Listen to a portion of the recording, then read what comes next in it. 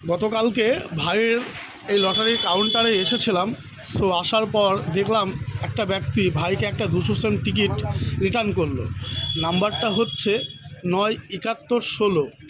এই যে টিকিটটা, এই টিকিটটার দাম হচ্ছে 1200 টাকা, 1200 রুপিস।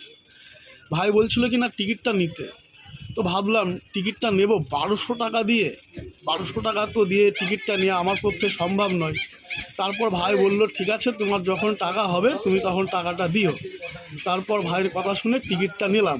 কিন্তু দেখো গাইজ, আজকে আমার কপালটা কতটাই ভালো। আমি ভাইয়ের কথা শুনে 1200 টাকা ভেবে পিছিয়ে যাচ্ছিলাম, কিন্তু ভাই যখন আমাকে অফারটা দিল যে টাকাটা পরে দেবে, তখন আমি সাহস করে নিলাম।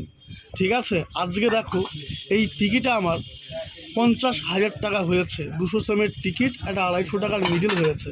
তো ভাইয়ের কথাই আজকে তো আমার বিরাট একটা বিভৎস বড় একটা দিন। এই যে দেখছো 7116, এই রেজাল্ট 28/03/2025। এটা হচ্ছে মর্নিংয়ের রেজাল্ট। এই যে মর্নিংয়ের রেজাল্ট 28 তারিখ 3/25, 28/3/25।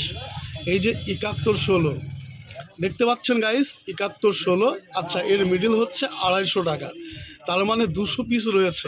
একটা পাতার দাম হচ্ছে 250 টাকা করে।